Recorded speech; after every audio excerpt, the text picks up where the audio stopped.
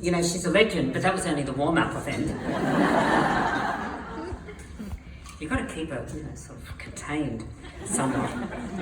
But thank you, Virginia. She really is a legend. I pay my respects to the Gadigal people, the traditional owners of the land on which we gather, and to the elders past, present and emerging. And I do so in their language, Bujuri Gamarua, Dian, Pavana, Gamarada. We are, of course, on Gadigal Nagara. In the national anthem, which we didn't sing tonight, why did we not do that? I'm even learning the second verse. I have to sing it so often. The phrase, "we are one and free," is translated in the Sydney language with the phrase, Iora Butcheri. Iora actually means people, and Iora Butcheri means good people. And I think that's a great thing for us to think of ourselves as the good people. And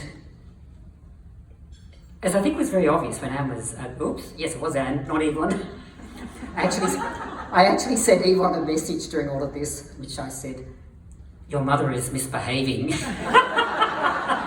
And the audience is loving it. But and I said this the other day, I think there is an enormous amount of goodwill.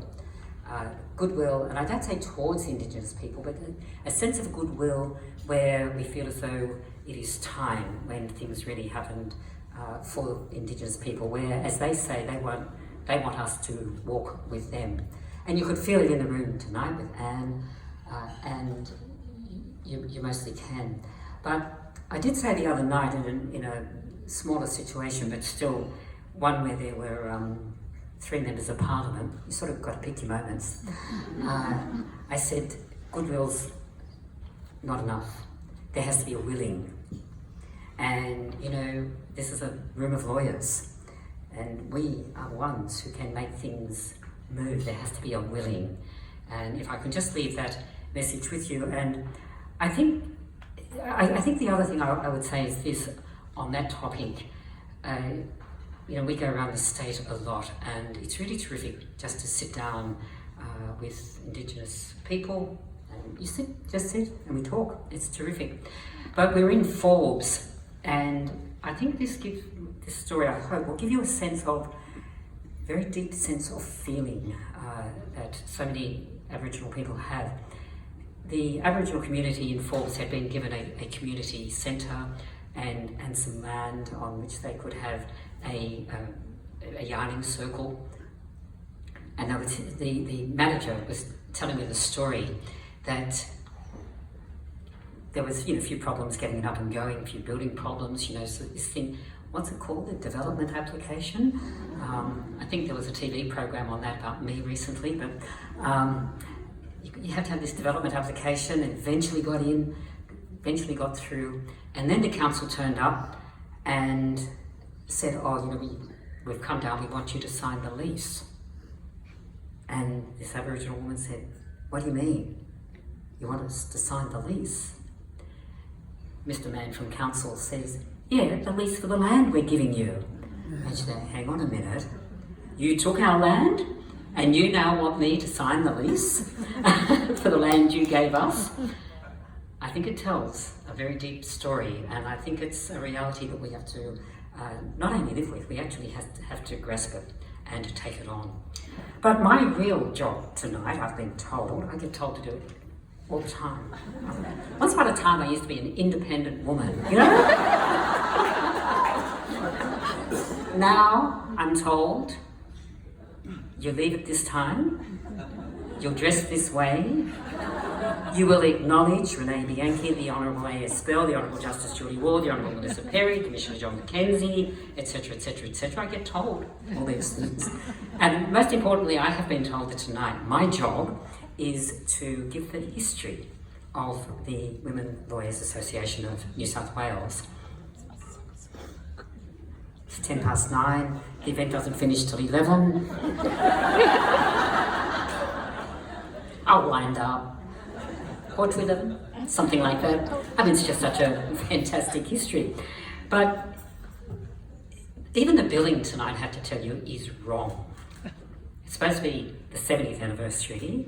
Well, it is the 70th plus 1 anniversary. That's the first thing that it's wrong about.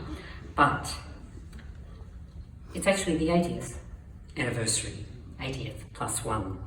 Because the origins of the association are traced back to 1941,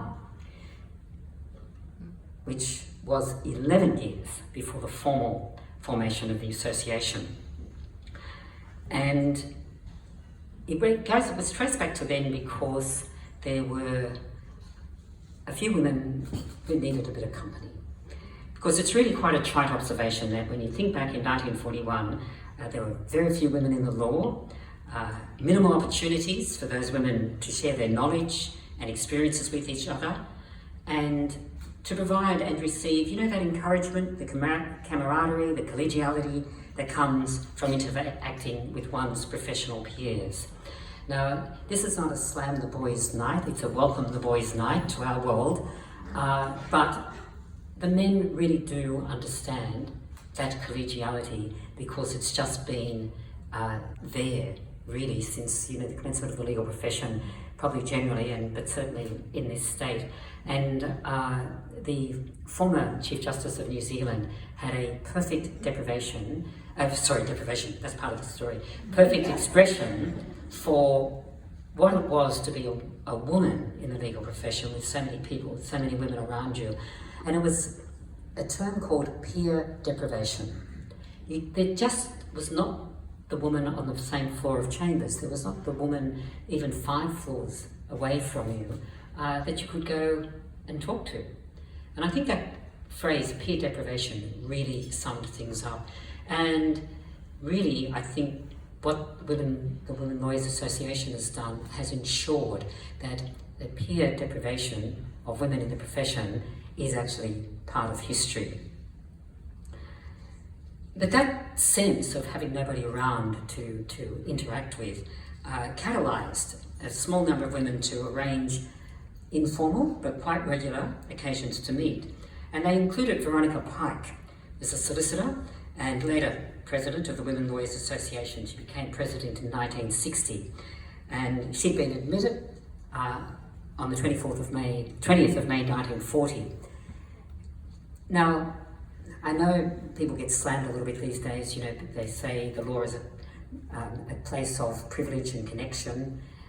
It actually helped Veronica because her brother was a lawyer and she went into partnership with him at the law firm Pike & Pike. And she became an absolutely highly sought after solicitor in tenancy, conveyancing and property law. So these quarterly meetings were held in Veronica's home. Subsequently, at the Feminists Club, which was located at 77 King Street.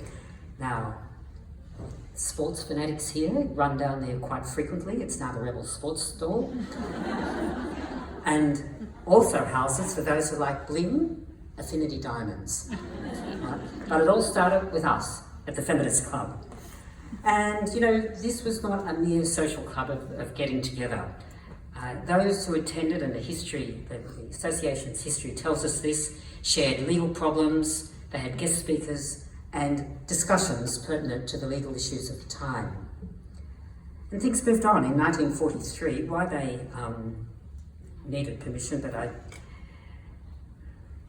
think this was an offer, but the way the history is written is that they got permission from the Incorporated Law Institute of New South Wales, the Law Society of today, to use the Institute's address for the purpose of establishing a permanent mailing address for the younger ones, pre-email, okay? Didn't happen. Do you know, I have a friend whose partner is a dentist, and they got a young guy in to help on reception, and they were mailing out some accounts, and he didn't know where to put the stamp. It's a true story. That was about 2 years ago. So that decade of just meeting sort of casually, but, you know, sort of doing it, meeting with real purpose. Then came 1951. Now, I've already had a bit of a hint of this already from the legend over there. 1951 was a really auspicious year in the legal calendar because it was not only Anne Walden's year of birth, but it was our patron's year of birth. 70 plus 1, 4 days ago, 7th of March, 1951. How's that? Happy birthday.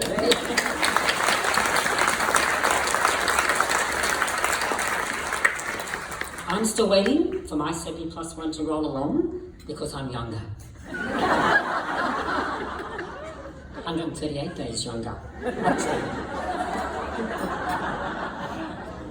You can tell, can't you? It's the moisturiser, I think, isn't it?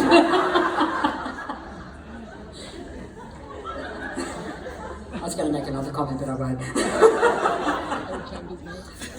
So, by 1951, that most auspicious year, it had become clear that these informal meetings were inadequate to represent the interests of women. This is a really serious speech, I want to tell you. And as Renee told us, by 1951 there were 74 women, including this tiny cohort of 4 who had been admitted to the bar. 1951 was also the year of the Commonwealth Legal Convention, which was held in Melbourne. Now, a number of women attended, including Dame Ronan Mitchell of South Australian fame, and a colleague of hers, a woman called Seska Ross Anderson. They paid their conference fees, they ticked the box and paid the extra pounds for the gala dinner. And what happened when they turned up? The doors closed. Seriously closed. They were not allowed in. This is a third of a century after women had won that hard-fought battle to be admitted as lawyers with the passage of the Women's Legal Status Act of 1989. Can I just add, there is no Men's Legal Status Act of any date, 1918 I should say, of any date. But by 1951, 30 years on, it was well past the time for the women to be in the room where it happens. Hamilton? You got to get out, guys, you know? Got to get out. Undaunted and resourceful, as every good lawyer is, Dame Roma and her friend Seska simply went round the back, found an open door, went in, and not only were in the room where it happens, they took their place at the table. This galvanised other women, including Sydney barrister Beatrice Bateman, who in November of the same year wrote to the women lawyers in Sydney suggesting that they meet to create a formal organisation. Now, Beatrice was admitted to the bar in 1942. She was the 4th female barrister, following Sybil Morrison in 1924, Nerida Cohen in 1935, and Anne Bernard in 1941. And a quarter of a century later, Beatrice's daughter, the now Beatrice Gray, became the 16th barrister to be admitted. That was in 1968. But what long gaps between these things happening. But 1968 was a very auspicious year also. Jenny Blackman became a barrister. Jenny's here.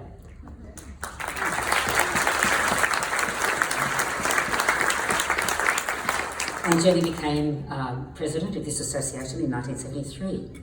Mary Gaudron was admitted in that year, and she of course needs no introduction, and also Joan Palfreyman, and then a year later, none other than the wonderful first patron of this association, the Honourable Jane Matthews, was admitted as a barrister. So, you know,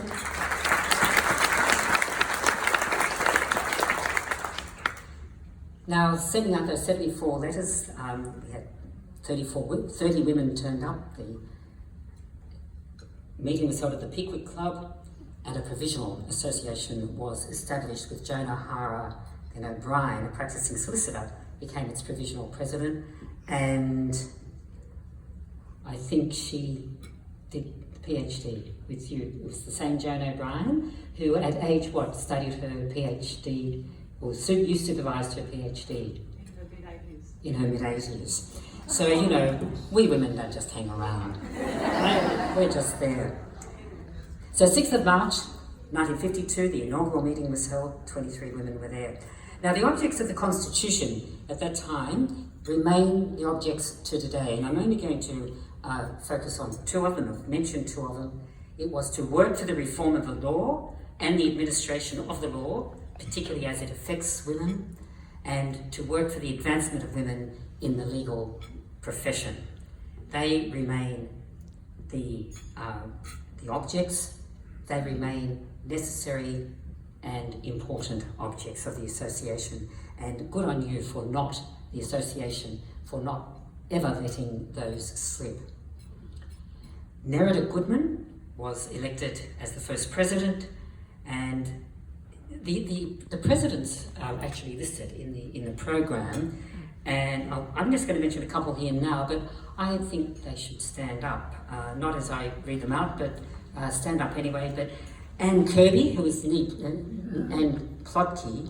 Now she was a solicitor in the firm E.J. Kirby, a partner, where Chief Justice, the former, I did that right, didn't I? Right emphasis, Chief Justice. The former Chief Justice, Bathurst, did his articles and worked until the end of the bar, so she had a massive influence on Chief Justice Bathurst. Daphne Koch appointed a magistrate in 1991, and she worked extensively at Sydney University in student and other bodies, and that saw her elected as a Fellow of the University Senate, on which she served for 25 years.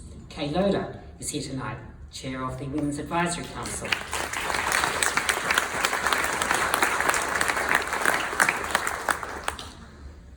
Ruth McCall, who also became first President of the New South Wales Bar Association and, of course, a Judge of Appeal, and Dominic Hogan-Doran, who is here. But can I ask every President of this association who is here tonight to stand up?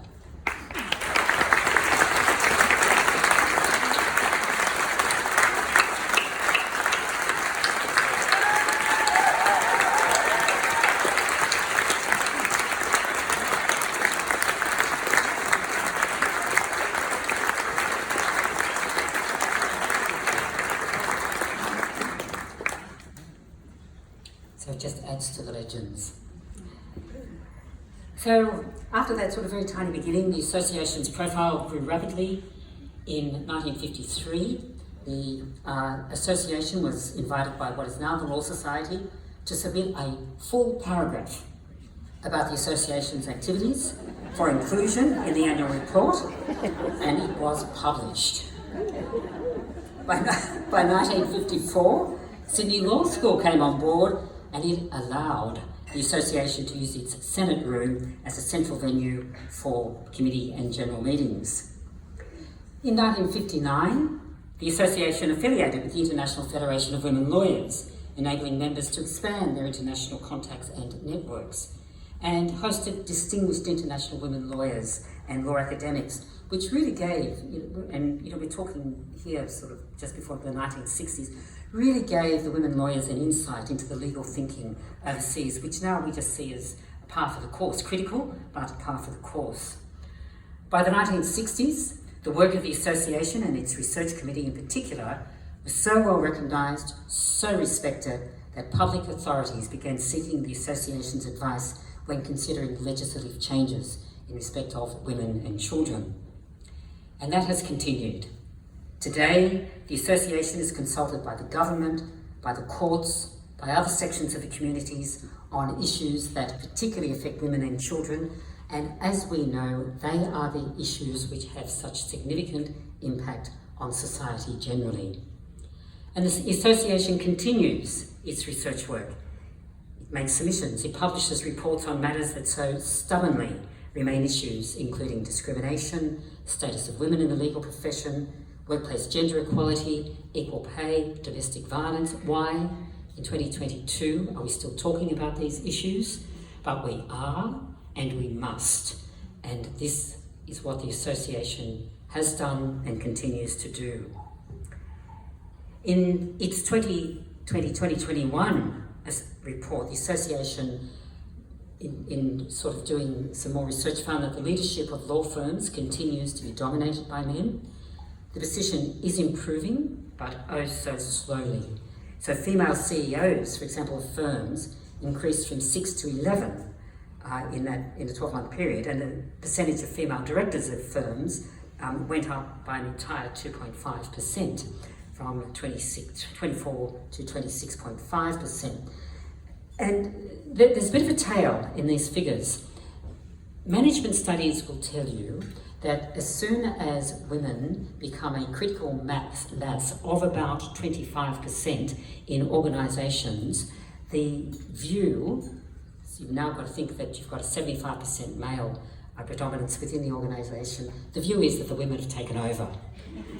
Now, that you can read that one two ways. It's just that the women are so fantastic, obviously, things are going so well.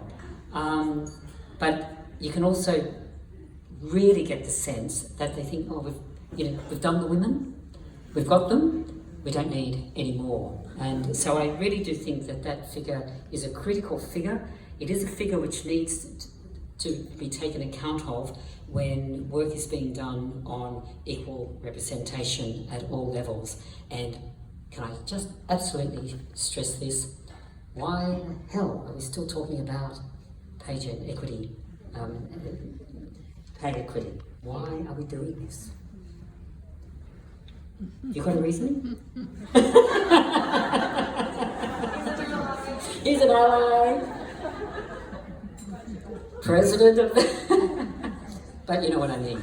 This really has to stop. Going back a couple of years, in 2015, the association released its Career Intentions Survey final report. And that contained findings of a survey that was conducted between 2013 and 2015. The project was instigated by the then patron, our first patron, Jane Matthews, and taken on by Lee May Thor. And that was the first study in Australia that had the capacity to measure and address the effectiveness of initiatives targeting diversity, retention of talent, and leadership in the legal profession. Now, there are many important things that came out of the survey, and it was of law students and those at the College of Law. There were just over 1,400 respondents. That reflected, what was reflected in it was this emerging demographic of the profession, which I think we all need to understand. First, 67% of the respondents were female. Not surprising, as that reflects the numbers of women who've been going through law school, probably now for a decade. It's up around that number, 65% or so. The next couple of figures are extraordinarily interesting. 29% of all respondents were born overseas. 34% primarily spoke a language other than English at home. 54% were between 22 and 25, and 37% had completed earlier degrees and not just the combined degrees of arts, commerce, science, law, etc. This is really telling us something about our profession, and I think it's very significant. It's a profession about which there is many complaints that it is not diverse enough, and it doesn't represent the community generally. I suspect that those figures are telling us that something is happening, but what we need to do is embrace, we absolutely need to make all members of the profession to feel comfortable in the profession without losing the very important traditions of the profession, which really are the ethical base upon which we function and must function. So I think there's much to embrace, some serious questions to consider, and much to be, as I said, very, very happy and congratulatory about.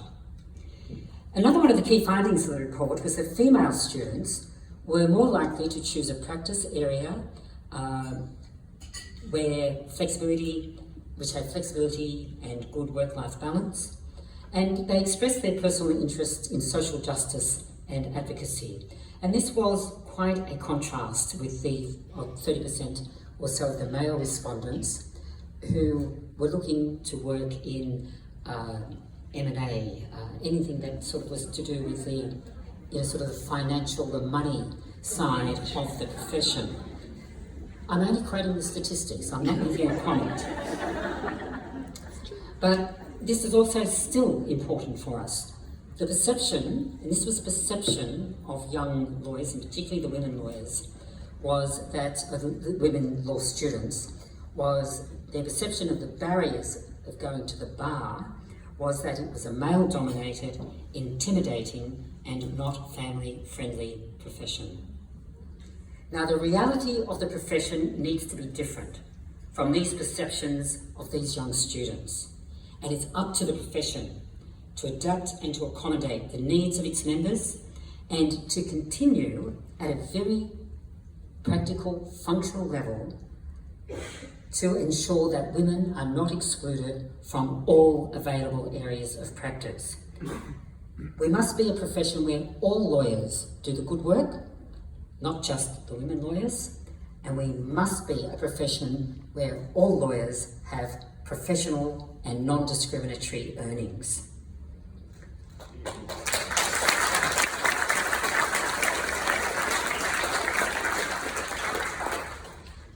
And it's the impact of the research, such as the research that I've just been referring to, by our association, the impact cannot be understated. I've been saying for years that we've all got our stories and the stories are wonderful, but we need the solid data to demonstrate where inequality remains and where improvements must be made.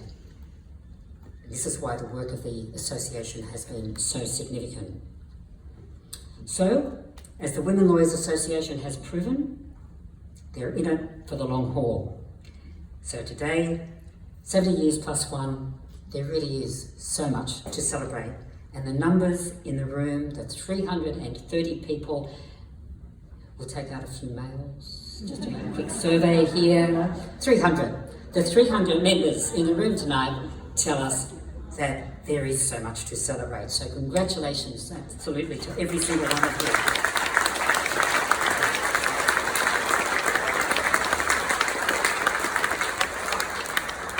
It's the work of the association, and it's the talents and the successes of its individual members that have placed the association at the centre of legal influence and respect.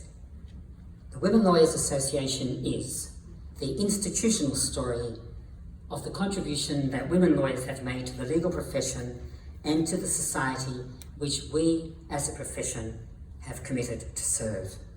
Happy birthday, 70+1, or is it 80?